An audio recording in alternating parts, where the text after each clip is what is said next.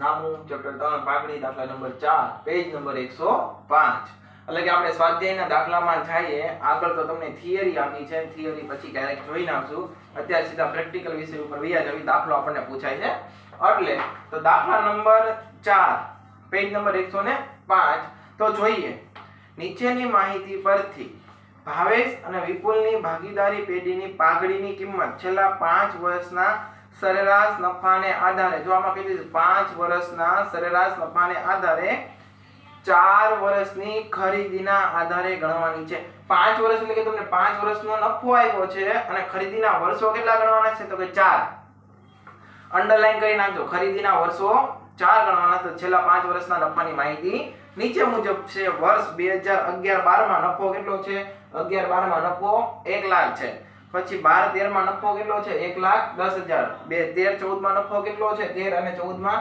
1,80,000 14 અને 15 માં નફો છે 2 લાખ અને 15 અને 16 માં નફો છે 1,50,000 આપણને રકમ આપી દીધેલી તો આપણે બસ ખોટો સમય બગાડતા નથી રકમ લખવામાં એટલે મેં આ રીતે સીધું લખી નાખ્યું છે બરોબર તો નીચેની માહિતી પરથી આપણને છે કીધું છે કે પાઘડીની ગણતરી કરો કેટલા વર્ષની ખરીદીના આધારે 4 વર્ષની ખરીદીના આધારે અને આમાં આપણને 5 વર્ષ આપ્યા તો 5 વર્ષનો નફો આપ્યો એટલે ધ્યાન રાખજો ભૂલ કોઈ કરતા નહીં કે 5 વર્ષ કોઈ પાઘડી ગણી નાખતા નહીં ખરીદીના વર્ષો 5 ગણવાના નથી ખરીદીના વર્ષો તમને ઉલ્લેખ કરેલો કે 4 વર્ષની ખરીદીના આધારે અને ખરીદીના વર્ષો આપણે 4 લેવાના થાશે આગળ દાખલામાં હાલો ગણીએ તો આપણને આ રીતના આપ્યું છે તો કે હા હવે મારે પાઘડી ગણવાની છે તો પાઘડી માટે મારી પાસે સૂત્ર છે સરેરાશ નફો બરાબર આપેલ વર્ષનો કુલ નફો છેદમાં કુલ વર્ષો અને પછી સરેરાશ નફા સાથે મને પાઘડી બરાબર સરેરાશ નફો ગુણ્યા ખરીદીના વર્ષો કરું ત્યારે મને મળે છે બરોબર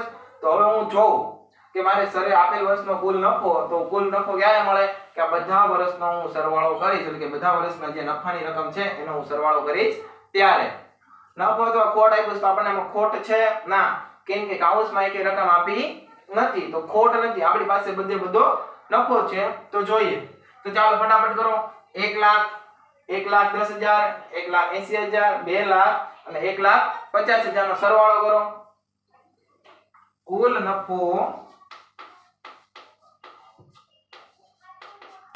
નફો બરાબર આ બધાનો સરવાળો કરો હાલો કેટલો થશે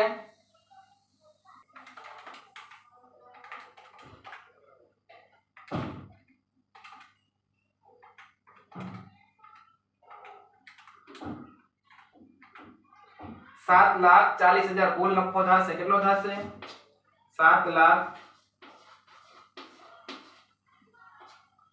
7,40,000 થશે ચાલો લખો અહીંયા કુલ આપેલ વર્ષનો કુલ નફો કેટલો છે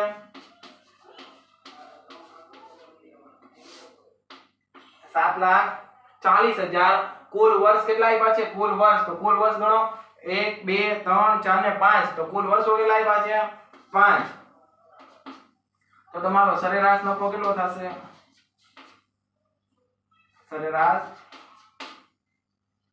સરેરાશ નફો બરાબર ભાગ્યા 5 કરો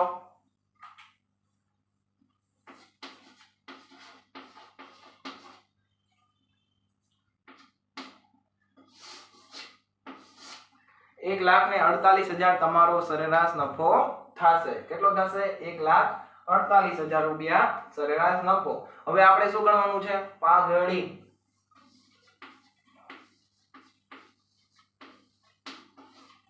પાઘડીનું સૂત્ર શું કહે છે સરેરાશ નફો ગુણ્યા ખરીદીના વર્ષો સરેરાશ નફો ગુણ્યા ખરીદીના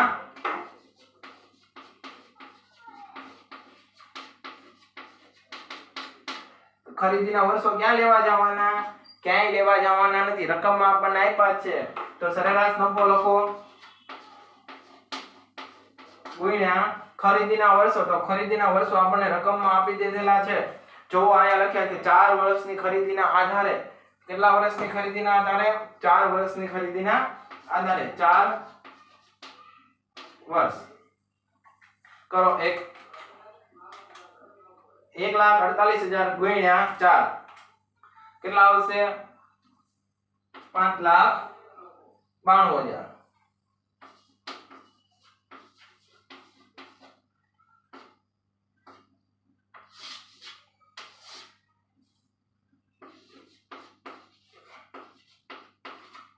આ તમારી થઈ પાઘડી.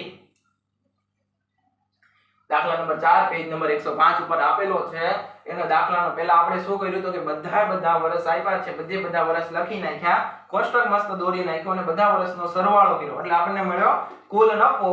તો આપણે પાઘડી મેળવવાની કીધી તો આપણે કીધું પહેલા સૂત્ર આપ્યું છે આપણને સરેરાશ નફો બરાબર આપેલ વર્ષનો કુલ નફો છેદમાં કુલ વર્ષો. તો કુલ નફો આપણે મેળવ્યો તો કુલ નફો મેળવ્યો 740. તો 740 લખ્યા અને કુલ વર્ષો 5 વર્ષ આપ્યા એટલે કુલ 5 વર્ષ વડે આપણે ભાગ્યો તો 148 આપણો જવાબ આવ્યો. 148 જે જવાબ આવ્યો એ શું છે આપણો તો કે સરેરાશ નફો છે. 148 આપણો સરેરાશ નફો છે. હવે ઈ 148 ને પાઘડી મેળવવા માટેના સૂત્ર આવ્યું કે પાઘડી બરાબર સરેરાશ નફો ગુણ્યા ખરીદીના વર્ષો. તો સરેરાશ નફો આપણને કેટલો મળ્યો 148 ને ખરીદીના વર્ષો આપણને રકમમાં આપ્યા છે કે 4 વર્ષની ખરીદીના આધારે એટલે 148 ગુણ્યા 4 કરશો એટલે 592 તમારો આન્સર આવશે. ઈ થઈ આપણી પાઘડી. એટલે સ્ટેપ બાય સ્ટેપ આપણું ચાલ્યા કરે છે. પહેલા પાઘડી ગણો પછી આ ગણો એવું કોઈ શક્ય બનશે નહીં. પહેલા હંમેશા સરેરાશ નફો મળશે અને પછી તમને પાઘડી મળશે. ચાલો આની પછી હવે દાખલા નંબર 2 અને દાખલા નંબર 2 એટલે કે આની આ રીતમાં આગળ વધે એટલે કે દાખલા નંબર હવે 5 ગણવાનો છે.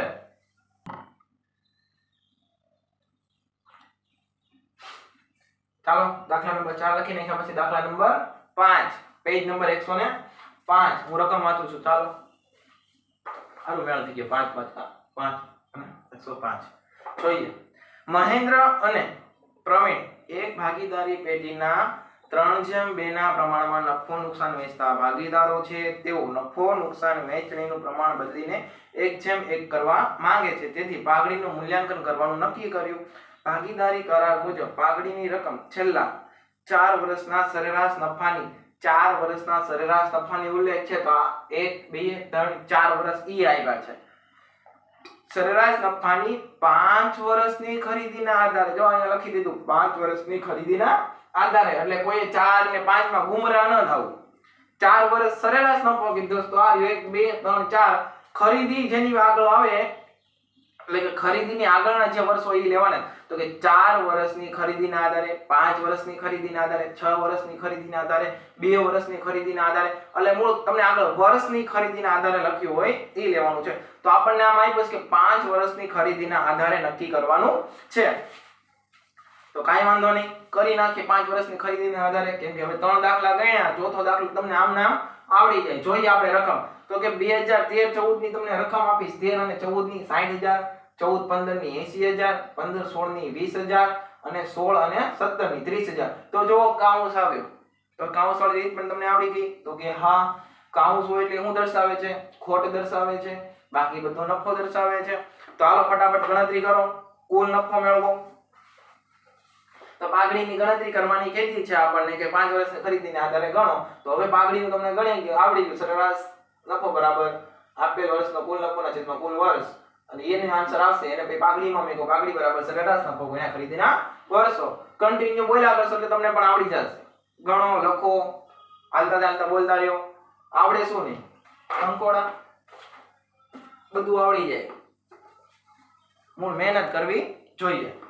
તો ચાલો ખરીદીના વર્ષનો કુલ નફો ફટાફટ ગણતરી કરો કેલ્સીમાં 60000 વત્તા 80000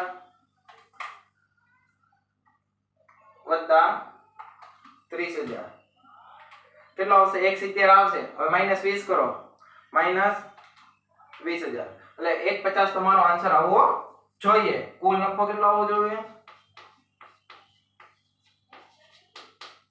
કુલ નફો તમારો આવશે 150 જેવો તમારો નફો આવતો હશે. 1,50,000 તમારો કુલ નફો આવ્યો. કેટલો 1,50,000. ચાલો ને અહીંયા મેકો કુલ નફો 1,50,000 છેદમાં 4 1 2 3 4 એટલે 4 વર્ષ આપ્યા છે એટલે કુલ વર્ષ કેટલા આપણે 4 લખ્યા. તો તમારો નફો ગણો 1,50,000 ભાગ્યા 4 કરો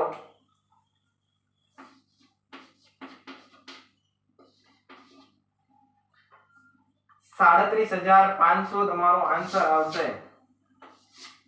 કેટલો આવશે 37,500 તમારો જવાબ આવવો જોઈએ. આ જવાબ ન આવે તો કંઈક લોચો માર્યો છે એમ સમજી લેવાનું, અને આમાં લોચો લાગે એવું કંઈ છે નહીં. 60,000 + 80,000 + 30,000 - 20,000 કરો એટલે તમને આન્સર આવી જાય. એને ભાગ્યા તમે 4 કરશો એટલે કે 37,500 આવશે. અને હવે આગળ ગણો તો કે સરેરાશ નફો બરાબર કેટલો છે?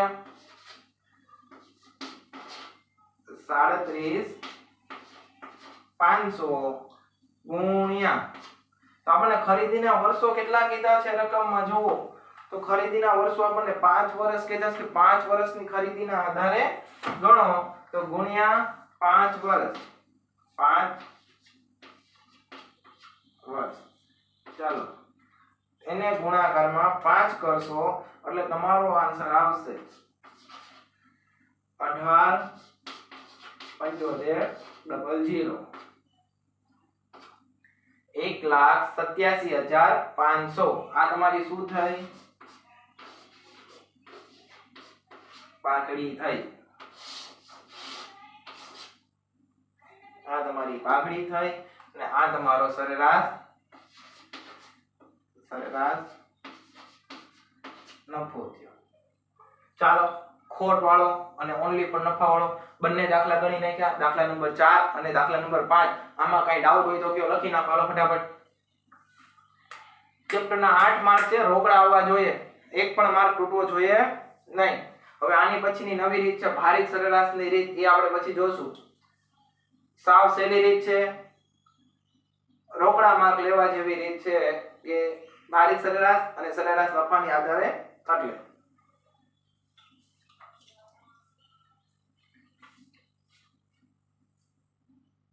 ચાલો લખી નાખો. પછી આપણે આગળ દાખલો જોઈએ ભારિત સરેરાશની રીતનો. આમાં કઈ ડાઉટ હોય તો કોમેન્ટમાં કહેજો.